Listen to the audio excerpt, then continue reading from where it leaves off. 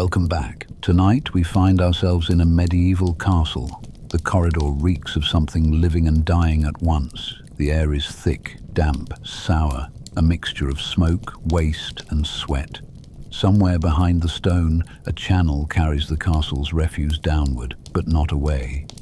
The stench lingers, trapped in crevices that no bucket can clean. A torch flickers, revealing walls slick with condensation.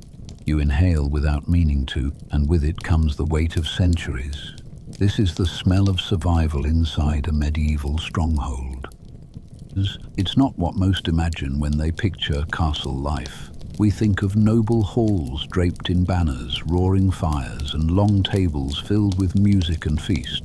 We imagine chivalry shining in polished armor, women in velvet, laughter echoing through vast chambers. But behind those illusions lie the plain facts of discomfort. A castle was built for war and fear, not for warmth or beauty. Every luxury sat atop layers of misery hidden just out of sight. The truth is simple and cruel. Living inside these walls was as much an endurance test as any battle outside them. The stone that promised safety also trapped cold, moisture, and disease. The grandeur came with parasites. The power came with isolation. And for those who weren't born noble, every day was dictated by service. Endless, exhausting, often thankless. Tonight, imagine yourself inside those walls for a single day, dawn to dusk, hour by hour, the smoke that catches in your throat, the chill that burrows through your clothes, the hierarchy that decides where you walk and when you speak. Could you survive it? Could you endure the constant noise, the smell, the discipline that governs every action? Many couldn't. Even those who did rarely did so without scars. Let's walk through that day together, through the freezing air, the dark corners, and the routines that defined castle life. By the time night falls, you might find that the true hardship wasn't death from battle, but surviving the slow cruelty of daily living. At first light, the castle breathes frost. The stone walls sweat cold that sinks into bone. Each chamber holds the dampness of the night before, like a tomb that's never had time to dry. These strongholds were designed to resist siege machines and flaming arrows, not winter winds. The thicker the walls, the deeper the chill that radiates through them. You wake to see your own breath inside your room. Bedding is made from straw and wool, barely enough to trap warmth. The fire you built the night before has died into black cinders, and relighting it means fighting damp wood that refuses to burn. When it finally catches, smoke fills the space before it seeps upward through a hole in the roof. The room smells of ash, wet wool, and sweat that never quite fades from the fabric. Even for nobles, comfort barely existed. Draped tapestries helped block drafts, but only slightly. Curtains around beds formed tiny pockets of livable warmth, kind of personal shelter within the fortress. Servants slept close to kitchens or stables where animal heat gave some relief. They wrapped themselves in layers of rough wool and sheepskin, sometimes even sleeping beside livestock simply to survive the coldest nights. Winter routines shaped every movement. Water buckets froze by morning, bread hardened beyond chewing unless it was softened in broth. Walking barefoot was unthinkable, yet shoes never truly dried. The walls trapped moisture, feeding mold that crept behind wooden beams. The effort to stay warm became constant labor, fetching wood, carrying coals, sweeping ashes, mending cloaks. The rhythm of survival was measured by shivering and smoke. The irony wasn't lost on inhabitants. These fortresses symbolized power, yet even the lords who built them suffered from the design that kept them safe. They sat close to fireplaces that smoked more than they heated. They dined under drafty arches that whistled with the wind. Candles sputtered dripping wax that froze before it fell. Guests wore gloves not for style, but because eating bare-handed in a great hall could numb your fingers. There's an old chronicler who once described a castle in January as a stone box filled with clouds. That's exactly how it felt, half inside, half outside, the boundary between both blurred by frost. Every layer of defense meant another layer of discomfort. Arrow slits that once made archers lethal became funnels for icy gusts. The very stones that stopped invaders from breaching walls also stopped heat from escaping the hearth. In many cases, the cold inside could rival the chill beyond the towers. Firewood was precious. Unlike the endless fires of legend, most castles rationed their fuel strictly. Servants gathered twigs and bark from nearby forests only to find supplies dwindling. Nobles prioritized warmth for the Great Hall, not for sleeping quarters or servants' cells. Down in the kitchen, women worked beside open hearths until their faces flushed red, only to return to freezing corridors where breath crystallized mid-air. The daily rhythm revolved around this struggle. People started fires before dawn, tended them endlessly, chased embers before they died. Even so, most lived in semi-darkness, wrapped in cloaks that smelled of smoke. Dogs and cats curled beside humans at night, not as pets, but as living heaters. Occasionally, the warmth of a body was the only barrier between life and hypothermia. And yet, despite all this, there was no escaping it. The architecture itself conspired against comfort. Thick stone absorbed the day's heat but released it too slowly, often only after midnight when no one remained awake to enjoy it. Floors were bare and straw laid for insulation quickly turned dank with moisture and rodents. The great halls, so admired in paintings, echoed with the sound of dripping water and coughing breaths. For the poor folk laboring within, even basic survival required creativity. They layered every garment they owned. They hugged pots of boiled ale before drinking. They stood close to each other in silence, conserving heat. For the elite, luxury meant fur-lined cloaks and curtains around beds, temporary escape from the enduring chill, nothing more. By mid-morning, the sun might lift mist above the courtyard walls. For a brief hour, you could almost believe in warmth as it landed on the stones. But step inside again, and it disappears, swallowed whole by the fortress. The air tastes metallic, the cold sharpened by smoke. You can smell soot on everything you touch. At mealtime, dishes arrive cooled before reaching the table. Stew congeals within minutes. The servants who serve it tremble even as they pour. Food spoils slower in this temperature, but so too do spirits. There's little laughter, few idle words, only the scrape of bowls and the hiss of firewood that never quite burns dry. As the day fades, the reality sets in. This castle was never meant for comfort. It was a barrier between life and death, built by fear and sustained by endurance. When wind howls through the battlements and every sound carries down the hall, you understand why even lords draped themselves in furs and slept with their guards nearby. The wealth they held couldn't buy away the chill. And yet, this was only the first challenge of the day, because if the cold didn't break you, something else would, the smell that never left these walls. The smell isn't just unpleasant, it's alive. It clings to your clothes, seeps into your hair, and turns every breath into a small act of endurance. Inside a medieval castle, there's no escape from it because there's no true division between waste and living space. Beneath the great hall, behind kitchen walls, even under noble chambers, the waste of hundreds of people collects in dark channels that twist through the stone. They're called guard-robes, vertical shafts that drop human waste through narrow tunnels, sometimes emptying into moats or cesspits. But there's no running water to carry it away, and wind doesn't always blow the right direction. When humidity rises, the stink drifts straight back inside. Servants spend part of every morning emptying chamber pots into these same channels. The pots are made of clay or wood, easily cracked, easily spilled. One slip on the damp stone stair and the contents spill across the floor. Some castles have designated latrine towers, but their novelty wears thin once you stand near them. The holes overflow in winter when freezing waste expands and blocks the shafts. In summer, flies mass around the openings, forming clouds that wander back through corridors. Every wall, every slab of stone seems to exhale decay.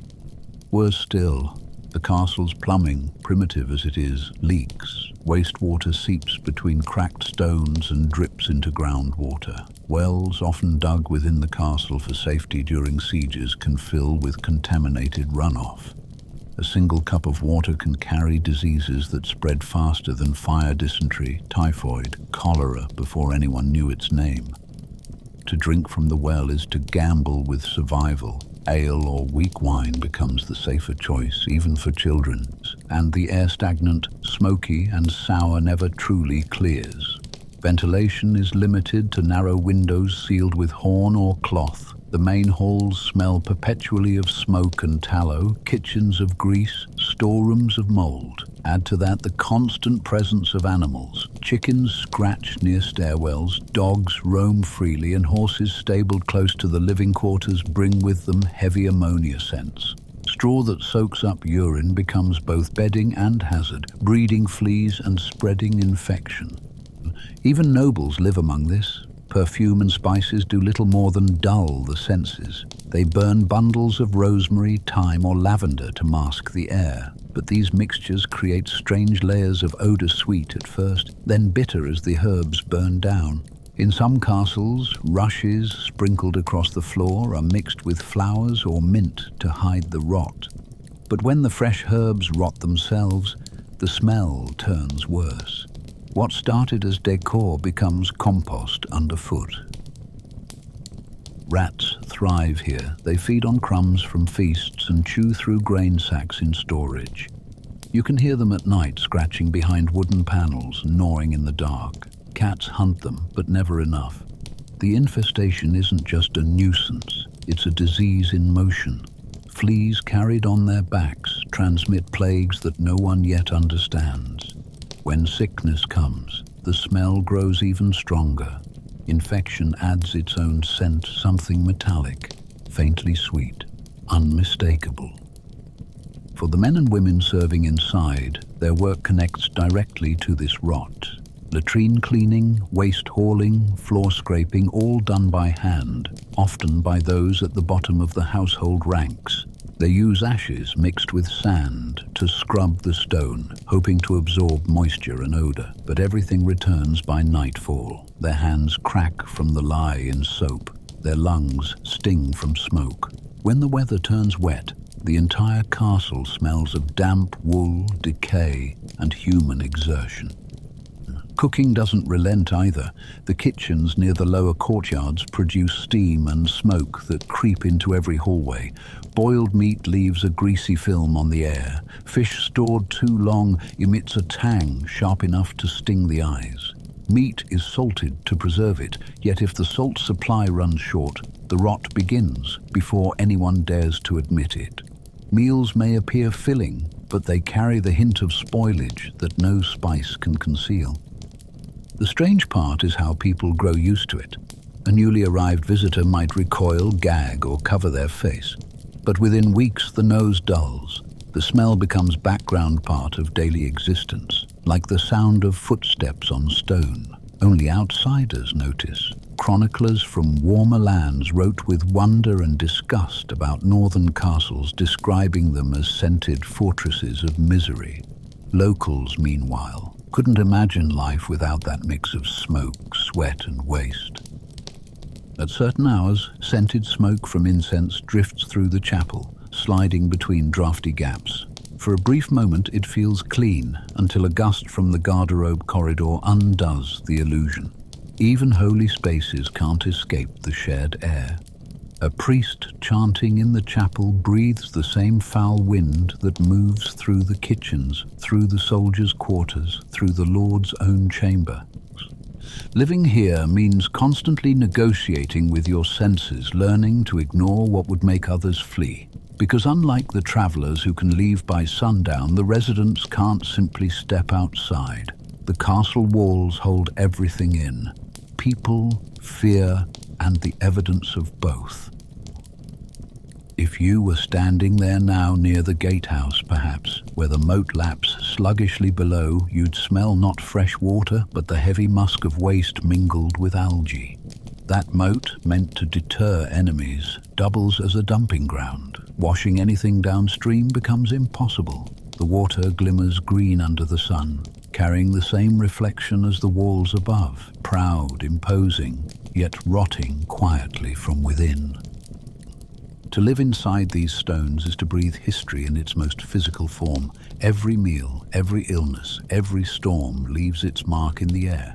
The odor never leaves, not really. It soaks into the mortar, into the tapestries, into the very memory of the place. And while the cold can numb you, the smell keeps reminding you that this fortress is alive with filth, with bodies, with the human cost of survival.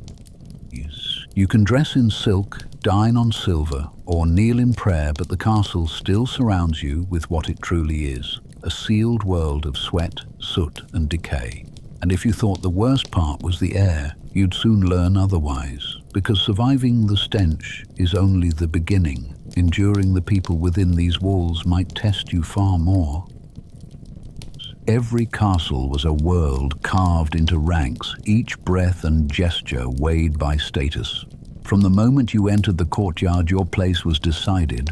Who you bowed to, who you served, whether your words were worth hearing. Inside, feudal order wasn't theory, it was air, touch, and movement. Every corridor carried invisible boundaries that even the wind seemed to obey. A servant stepping into a lord's private hall without cause risked a beating or worse, disgrace that followed for life.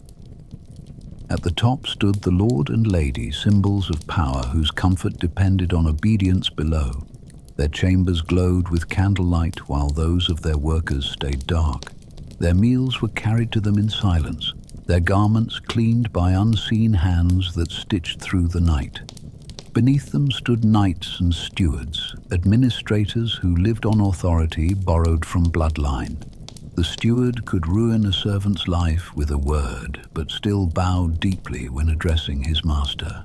Every rank mirrored the one above it in miniature, each person reinforcing the chain that bound them all. Daily life revolved around ceremony. You didn't merely greet your superior, you performed your place. Kneeling, curtsying, kissing a ring, or waiting silently until spoken to were acts practiced from childhood. Even gestures carried weight. How low one's head dipped, how long one waited to speak. Breaking these patterns wasn't rebellion, it was foolishness, a visible mark that you didn't belong. Within this rigid dance, everyone watched everyone else. Servants rose before dawn to tend fires, fetch water, and scrub floors with ash before the household stirred. Meals for nobles demanded precision, every dish arranged, every silver goblet polished until reflection gleamed.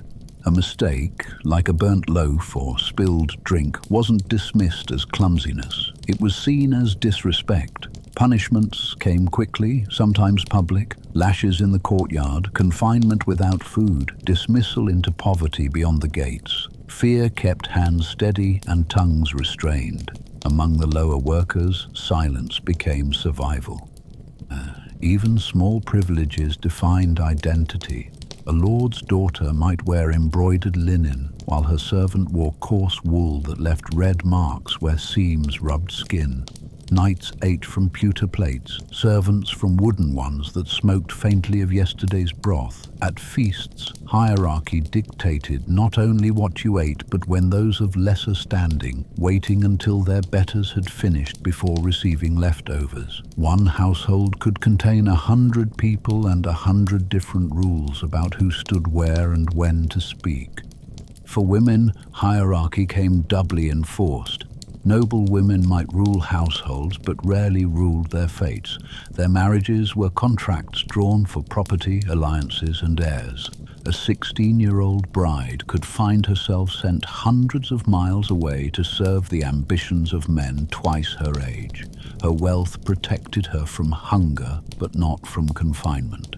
Her duties, hosting, embroidery, childbearing, were endless, and failure could mean humiliation whispered through the halls she couldn't leave.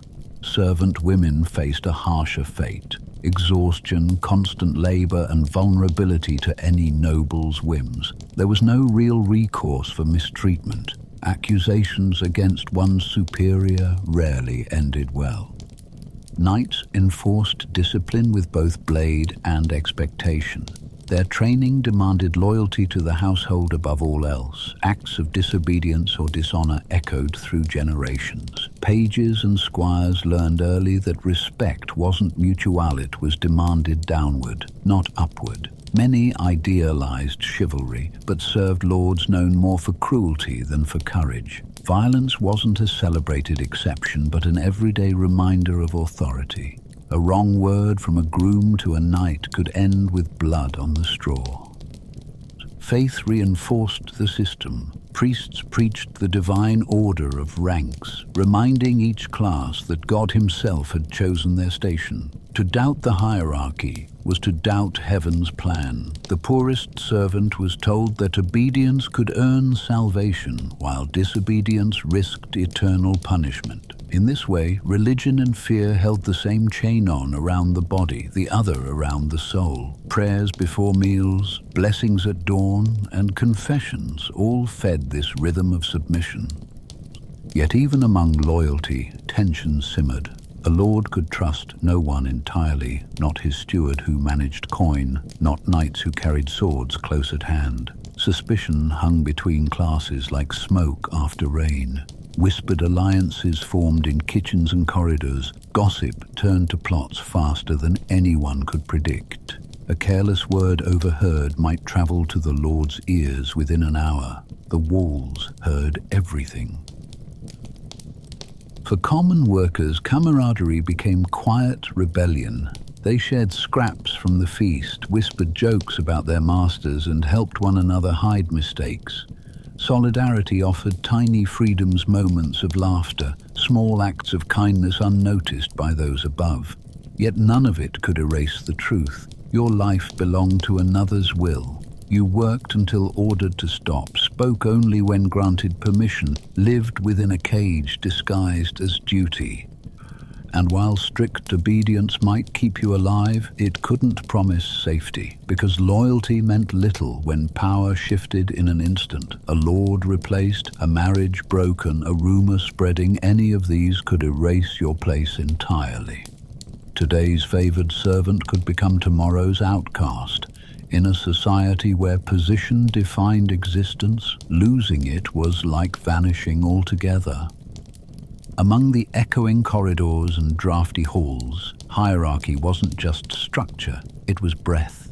You felt it in the way eyes avoided yours, in the silence between commands, in the heavy stillness whenever a noble entered the room. It reminded everyone that mercy was optional, humiliation routine, and respect a privilege, not a right. Even perfect obedience couldn't save you from what lay deeper in those walls, the unsteady peace kept by fear and sharp edges of authority, because inside every fortress, beneath the rituals and bows, violence waited for its turn to speak. By dusk, the castle darkens, not with quiet, but with tension. Torches hiss along the battlements, guards pace in silence, and everyone knows one thing: these walls, built to keep enemies out, never truly kept danger away. Inside, politics simmer like the stew left on the kitchen hearth, too long thick, unsteady, and always 1 degree from boiling over. Alliances shift as quickly as the wind outside, and a single word can decide who wakes tomorrow and who doesn't. In noble circles, betrayal is a language everyone speaks but never admits. A lord's banquet might open with laughter but end in whispers over wine, where glances cut sharper than blades. Servants carrying platters hear pieces of plots, a cousin demanding inheritance, a guest hinting at revolt. Assassination isn't rare, it's etiquette's cruel twin. Meat can be poisoned, candles tampered with, even bed linen soaked in toxins slow enough to let death look like illness. Inside these thick walls, ambition breeds suspicion, and no one sleeps without calculation. Knights swear loyalty, yet loyalty bends beneath hunger, debt, or desperation. When a lord grows harsh or senile, his men measure when to shift allegiance. A garrison guard might open the gate for silver, while a chamberlain might switch masters to save his family. In wartime, betrayal hides behind courtesy. You could toast your ally one night, then meet his army at dawn. The stone halls echo with threats unspoken. Everyone hears them, even if no one dares to name them. Down in the training ground, the air hums with iron and shouts. Young squires practice with real blades, and mistakes draw blood quickly. There's no padding, no pretense of safety. When a sword slips, the wound is stitched where it falls. Old scars on veterans' hands say everything peace is just a pause between injuries. Combat drills serve as both discipline and warning. Anyone can kill, anyone can die, and accidents are rarely just accidents. Violence hides everywhere here. A drunken guard spilling his drink on a superior risks the lash. A servant accused of theft may lose a finger or ear. Justice comes swiftly, not fairly. The Lord's authority doesn't question itself, and punishment becomes theatre performed to remind every witness where power lives. Men hang from the gates as warnings, their bodies swaying over the moat where crows feed first. Children learn early not to ask what crime brought that fate. In times of unrest, anxiety hangs heavier than smoke. The castle becomes a maze of secrets, locks checked twice, doors barricaded at night, even noblewomen sleeping with knives beneath their pillows. Siege rumors spread through whispers before messengers ever arrive. When neighboring lords trade insults or grain runs low, everyone starts counting provisions and measuring distance to the nearest escape. The sense of safety that a castle promises flickers out quickly when war feels near. Every creak might be the sound of betrayal, every knock a prelude to invasion. And then comes the training for defense, the sound that haunts everyone living inside. Catapults being tested outside the walls, arrows loosed at wooden targets, boiling oil heated in cauldrons. The smell of burnt rope, the shout of commands, the grunted rhythm of drills. For the soldiers, it's routine. For civilians, it's dread rehearsed daily.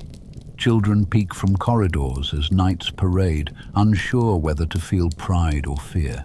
Everyone knows that one careless spark, one wrong strategy can turn their refuge into a tomb. During actual sieges, terror multiplies. Supplies vanish in weeks, vermin become food, and wells turn sour. Arrows whistle through the air like curses, the sound of stone against stone, the enemy's trebuchet striking the wall, resonates through every chamber, shaking dishes from shelves.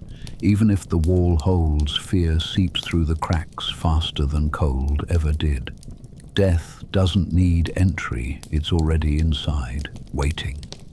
And when the fighting stops, the punishment begins. Captured soldiers disappear into the undercroft dungeons carved deep below, darker than night, colder than any winter. Chains scrape against rock, and water drips from somewhere unseen. Torture isn't always death's companion, it's often politics extended by other means. The goal isn't truth, but obedience. Interrogators use heat one day, hunger the next, leaving prisoners broken enough to serve as warnings rather than corpses. The echoes of their cries become part of the stone.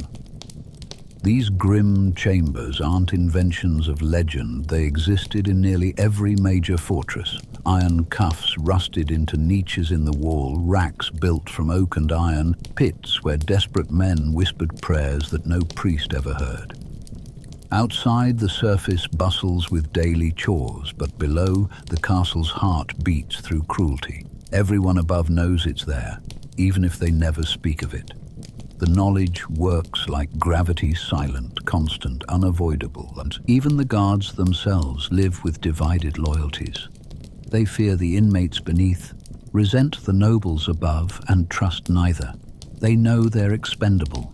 They've seen comrades used as pawns in disputes that had nothing to do with justice. Some drown their guilt in ale, others double their vigilance, hoping competence will earn mercy. But mercy is rare in this place. One misstep, and the same keys they carry can lock them behind their own doors. At night, when the torches burn low and footsteps quiet, danger settles into the air like another layer of dust.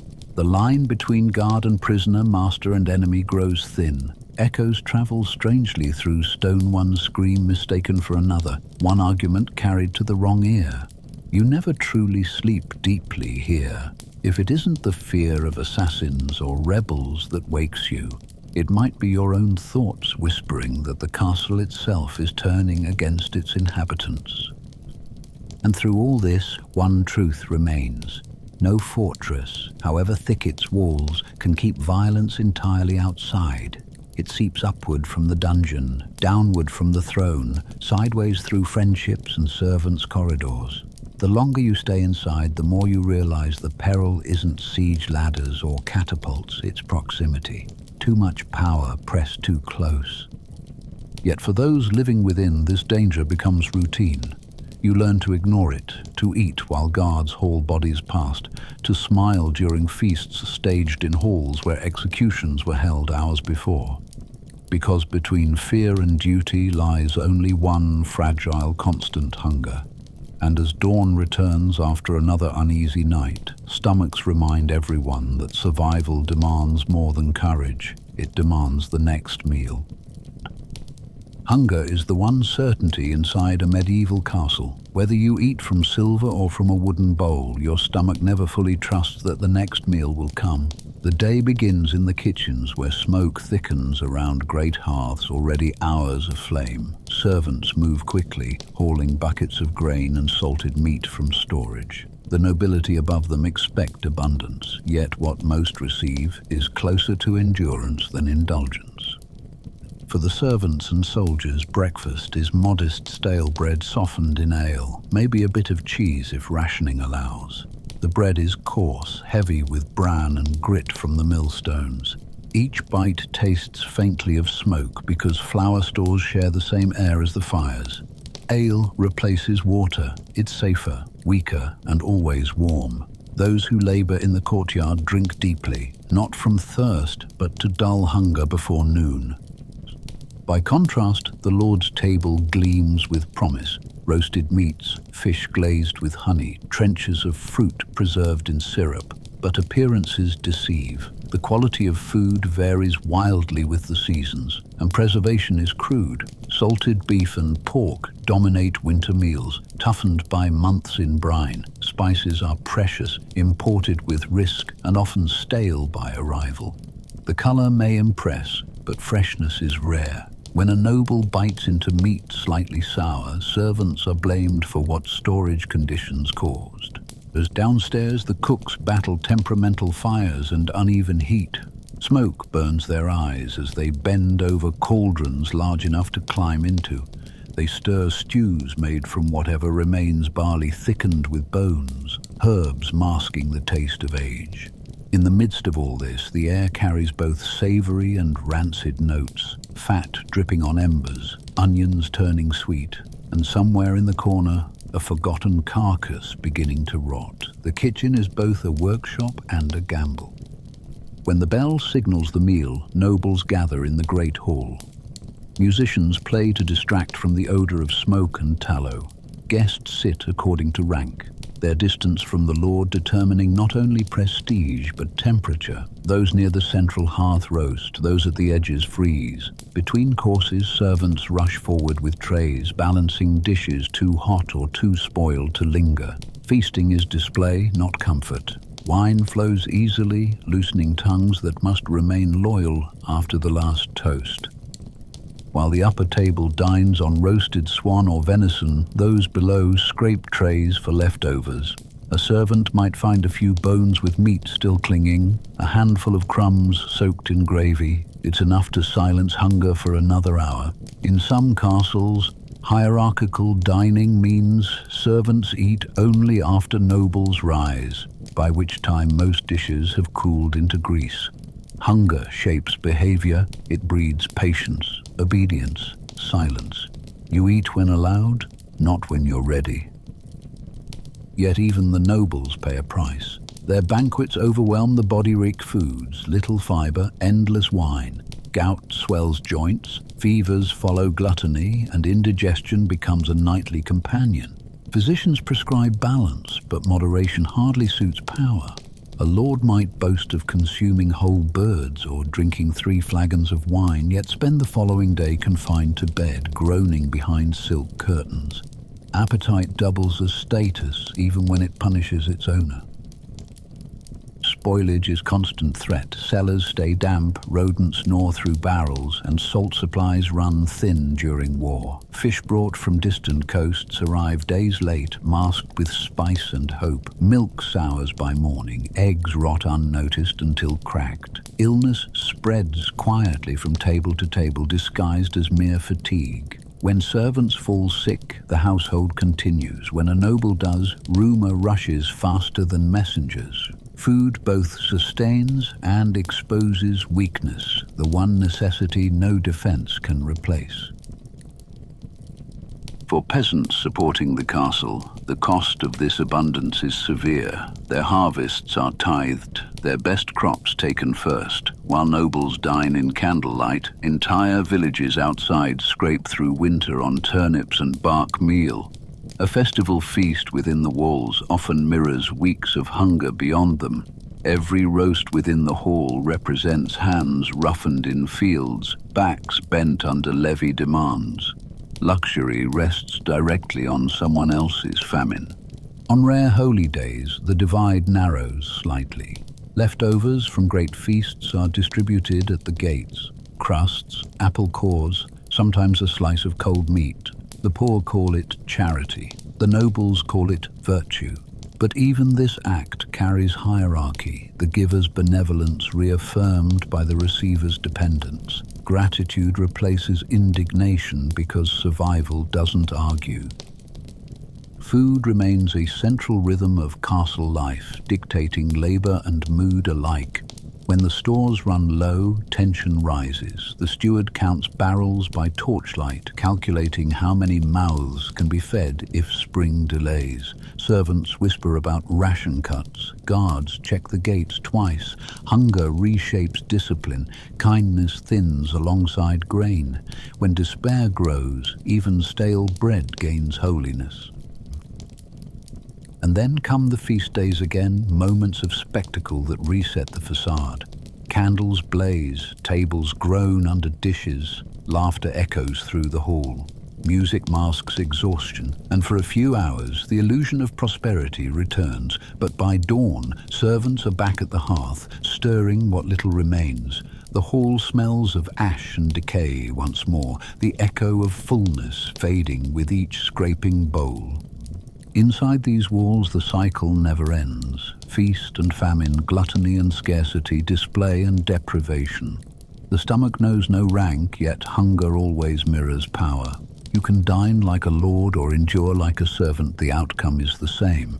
Satisfaction never lasts, and when the last crumbs are gone, when the fires dim and bellies groan, another battle begins, the fight against exhaustion that follows every meal and never truly ends.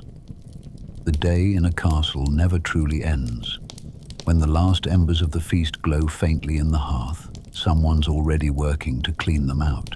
Fatigue is the unseen master here, every hour claimed by duty. Servants move through corridors carrying buckets, wiping benches and scrubbing floors until the straw beneath their knees melts into grime. Sleep is permission, not right, and often granted only when the Lord's chamber quiets above. At dawn, torches gutter out one by one. By midday they burn again, for the light never reaches the lower halls. Labor fills the hours between hauling water from wells, mending clothing, poring over laundry that refuses to dry in the damp air.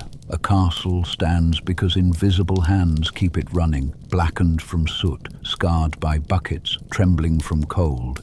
To live inside, one means constant motion. If you stop too long, someone notices. The rhythm starts before sunrise. Kitchen maids feed fires that were never fully extinguished. Stable hands rake manure and curry horses, whispering to animals more kindly than most speak to them. The smith hammers iron by torchlight, shaping hinges that might never see daylight. Every noise overlays another. The ring of metal, the creak of rope, dogs barking, orders being shouted down stone passages. Rest isn't a moment of peace, it's the pause between commands. Even those far from manual labor aren't spared. The steward counts coins, tallies grain, disciplines servants who lag. The lady of the house oversees weaving, embroidery, and the endless parade of repairs, clothes, tapestries, bedding, all worn thin by cold and use. Children of rank take lessons under monks who value discipline over kindness. Every layer of life inside demands vigilance. Forgetting duty, even briefly, courts punishment or shame. For most workers, exhaustion is physical. Laundry alone consumes whole days, boiling cloth in ash water, beating it against stones, wringing it until fingertips split open. Clothes dried by the hearth stiffen like armor, reeking of smoke. Carpenters patch leaks before storms. Roofers climb slick tiles with frozen hands. Cooks labor over spits that rotate until arms ache. The work is old as the stones themselves, endless as the seasons. Food cannot be prepared, fires kept alive, or halls cleaned without bodies in constant motion. Those bodies pay the cost. Knees swell, backs twist, and skin splits from wind and soap. There's no comfort in sleep because even dreams smell of smoke and fatigue. Servants collapse on pallets stuffed with straw, already damp with sweat and rodents. Blankets are thin, shared between 2 or 3. Sometimes they sleep in shifts so that fires never burn out unattended. Rest becomes another chore, rationed with the same precision as bread. Nightfall doesn't bring silence, it only changes the sound. Dogs howl across the courtyard at lingering shadows. Guards shout to one another through the dark. Inside, laughter from the hall seeps through the cracks as soldiers drink away rage and boredom. Jugs of ale slide across tables until tempers spill faster than the liquor. Fights break out easily, old grudges reignited by bad wine and worse company. The echoes climb the stone staircases, shaking awake anyone unlucky enough to live nearby. A castle never fully sleeps. Bells mark hours for prayer even in deep night, tolling through corridors like distant thunder. In the kitchens, embers hiss as cooks prepare dough for morning. The smell of yeast mingles with wax and manure drifting from the courtyard. Laundry left hanging from the rafters sways slightly with every cold gust from unsealed shutters, and above it all, the constant hum of rats scratching along beams, dropping crumbs of plaster on faces below. Even comfort invites misery. Soft beds harbor lice that feast on every sleeper. Fleas hop easily between fur blankets, leaving welts that fester. Servants douse sheets with vinegar or scatter mint leaves to keep insects away, but the relief lasts only hours. The nobles fare little better. Their canopied beds, grand in appearance, trap warmth that the pests adore. No rank escapes the crawling company of night. The air grows heavy by midnight. Fires smoke instead of burn, filling rooms with haze until eyes sting. You can hear the drip of condensation from ceiling to floor, a slow rhythm that joins the snoring of exhausted bodies. Somewhere, a baby cries. Somewhere else, a guard coughs through the damp. Every sound reminds you that this fortress breathes, restless as any creature, incapable of full silence. Servants wake before dawn again. Some haven't slept at all, kept awake, tending the sick or waiting for travelers who never arrive. They stretch aching limbs, swallow cold broth left from supper, and begin again the same motions, the same bruises hidden beneath layers of worn cloth. The castle consumes vitality like fuel and gives nothing back but survival. Even those born to rank aren't free of fatigue. Lords rise early to hear disputes or train at arms, muscles stiff from overeating and age. The lady manages her household through endless disputes between staff, preparing for visitors who might never come. The rhythm governs everyone, labor without conclusion, noise without rest. Perhaps the walls themselves demand, i.e. a structure built so vast it refuses stillness. Sleep, when it comes, is shallow. Dreaming of open fields becomes dangerous. Waking reminds you they're far away. The brain learns to accept half rest, a gray zone between exhaustion and vigilance. You wake to every footstep, every shriek of hinges, every gust rattling the shutters. Morning feels less like renewal than continuation, another turn in a wheel that never slows. The people inside grow hollow-eyed from this cycle. Their speech softens, their tempers shorten, laughter becomes rare and strange. Some find rhythm in prayers before bed, whispering words they've repeated since childhood. Gratitude for surviving another day, pleading for dreamless sleep. Others stare into the dark and count breaths, pretending they're beyond the walls. Each finds a way to trick the body into calm, if not peace. And in that uneasy darkness, the castle presses down with all its weight. Centuries of stone, labor and need bear upon the thin wooden floors where 100 souls lie half awake. Nothing moves freely here, not air, not sound, not life. The stillness between snores feels like the world holding its breath. Then come the first bells of dawn again, cutting through the quiet, calling everyone back to motion. For them, the day never ends, it only begins anew, another cycle of work, noise, and sleeplessness that grinds human strength into obedience. Within these walls, faith shapes every hour. The castle's heart isn't the great hall or armory, it's the chapel, small but ever burning with the light of tallow candles. Their wax smoke curls toward the ceiling while a priest murmurs Latin prayers that few truly understand. People come not seeking peace, but protection. Life here is so fragile that salvation feels less like a promise and more like a bargain struck daily with unseen hands. Each dawn begins with the bell, clear and cold. Servants pause, wipe soot from their faces and cross themselves before returning to work. Knights kneel briefly before drills. Even those who doubt go through the motions, fearing what might follow if they don't. A bad harvest, an accident, a sick child, all can be read as consequences of neglecting God's order. Faith doesn't ask for reason, it demands repetition. The chapel itself smells of incense and damp linen. Wooden benches creak under the weight of bodies hardened by labor.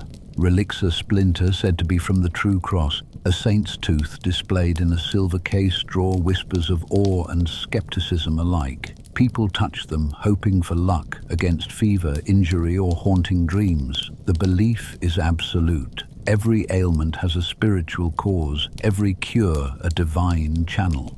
Herbs, prayers, charms, they're all threads in the same tapestry of survival. Outside, superstition threads through everyday chores. A maid refuses to sweep after sunset, fearing she'll brush away good fortune. Guards spit over their shoulders before opening the gates, warding off the evil sight of travelers. Mothers hang iron knives above cradles to keep demons from stealing infants in the night. None question these acts, their habits older than the stones themselves. Even the priest, who preaches against pagan ways, keeps holy water close whenever storms roll in. When disease creeps through the castle, terror takes on holy language. Whispers spread faster than remedies. Was it a punishment? A curse placed by an enemy? Sick rooms filled with prayers, charms tied around wrists, and smoke thick with herbs meant to drive illness away. Healers recite psalms as they mix their salves, half medicine and half ritual. If the patient survives, praise goes to heaven. If not, people search for someone to blame a sinner, a witch, a doubter whose disbelief poisoned the air. Superstition builds its own hierarchy here. Omens rule decisions as much as lords do. A raven perching on the battlements can cancel a hunt. A dream interpreted as ill fortune delays a marriage. The phases of the moon decide when crops are planted, contracts signed, even when bloodletting might balance the humors. rational thought bends beneath centuries of fear shaped into custom. The unknown is everywhere, so people name it rather than face it. Priests move through this tension carefully. They are both spiritual guides and enforcers of power. Their sermons remind listeners that obedience isn't only political, it's holy. Sin isn't just theft or violence, it's also doubt, laziness, or envy of one's superiors. Confession becomes control disguised as mercy. A whispered admission can end in penance or in gossip that trickles up to the Lord's chamber. The line between piety and obedience disappears until both serve the same master. For the common folk, faith offers comfort they can't find elsewhere. The rhythm of bells, the chanting, the repetition, it brings order to chaos. In a life ruled by accidents and unbearable work, prayer is a kind of breathing. It's also survival psychology. By believing, you claim that suffering has meaning. When the world feels arbitrary, meaning itself becomes the last defense. Yet in the shadows, fear deepens. Tales of demons escaping through chimney smoke drift through halls. A goat's birthmark sparks whispers of witchcraft. Women who heal with herbs risk accusation if their cures succeed too well. A sudden illness, a failed crop, even a lord's bad temper can ignite suspicion. Once accused, few survive the rumor's momentum. Confession, true or forced, becomes inevitable. Pain is purification, silence proof of guilt. Every candle flickering in the chapel casts a double shadow, one of faith, one of dread. Belief promises protection but also punishment if performed wrongly. To live here is to balance constantly between salvation and superstition, both pressing from all sides. People obey the rituals not because they're sure of heaven, but because hell feels certain. So they bow, cross themselves, whisper charms, and sleep uneasy under crosses etched into bedposts. By dawn, incense fades, yet fear lingers stronger than any sermon. Faith serves as both balm and chain-binding spirits, just as hierarchy binds bodies. And still the people kneel, not out of choice, but need. For in a world ruled by cold, hunger, and violence, believing in invisible protection feels like the only warmth they'll ever truly have. Inside a castle, survival isn't just about staying alive. It's about keeping your spirit from eroding under constant strain. Every sound, every order, every breath reminds you that you exist only because someone stronger, wealthier, or crueler permits it. By now, your bones ache from cold, your lungs sting from smoke, and your hands bear the marks of labor you were never meant to complete. Yet what truly weakens you isn't the physical exhaustion. It's the knowing that tomorrow will be the same, and the day after that, unchanged forever. Loyalty is your only shield. The system rewards obedience, not thought.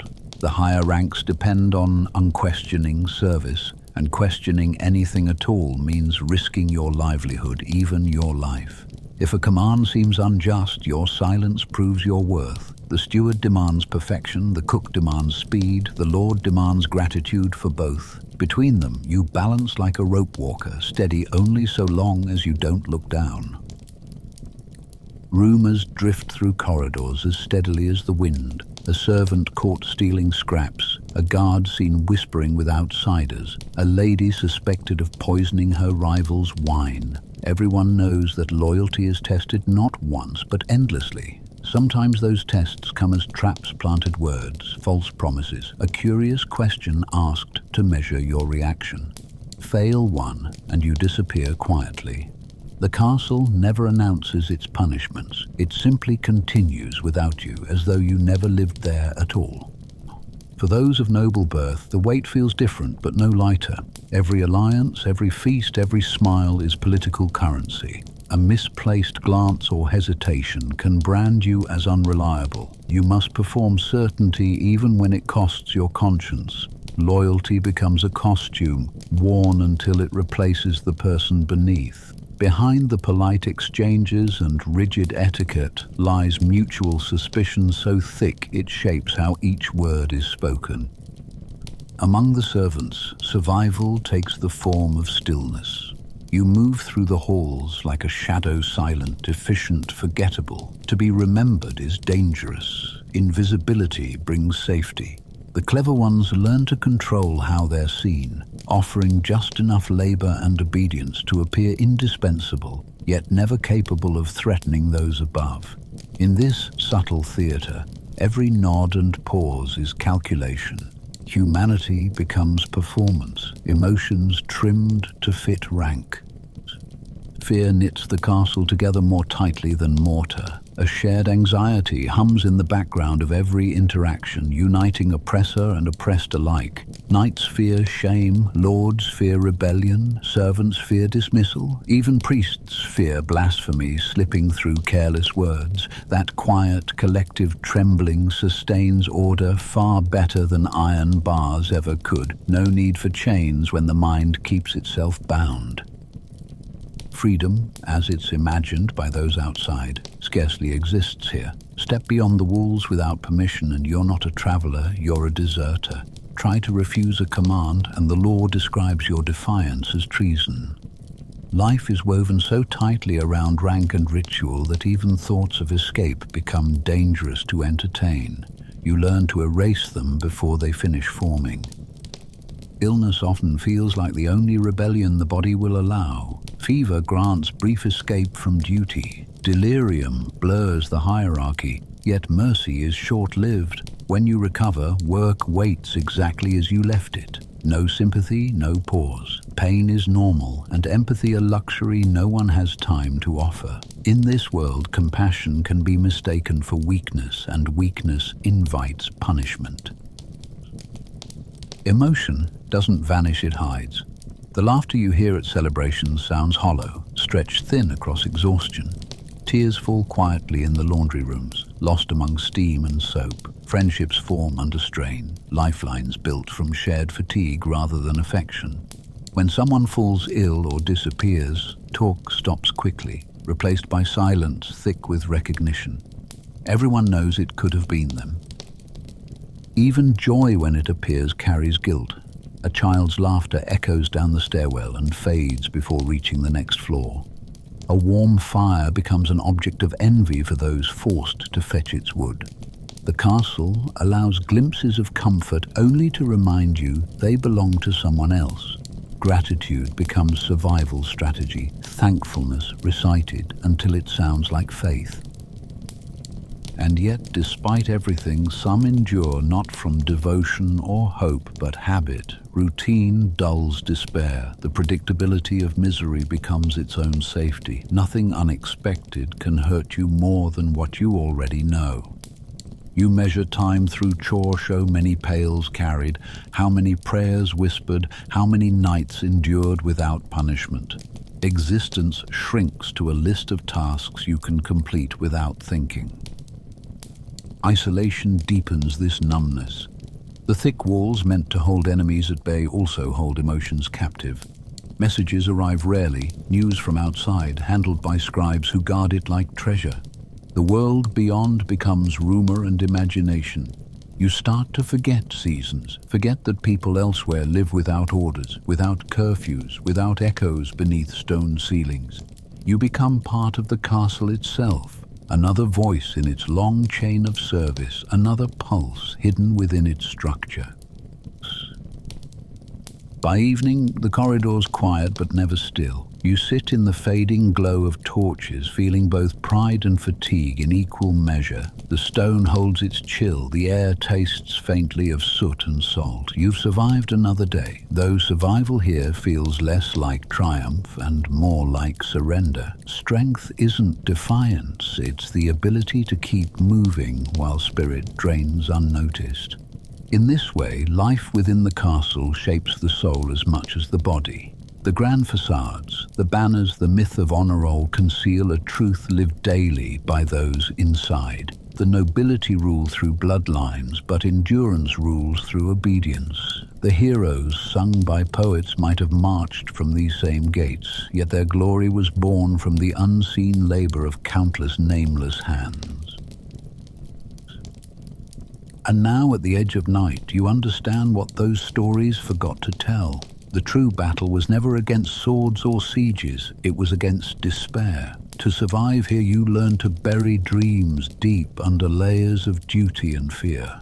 You don't fight the walls, you become them. Survival, in the end, isn't measured in years or victories. It's measured in silence, the quiet strength of those who endured without hope, who served until the stone itself seemed to breathe through them.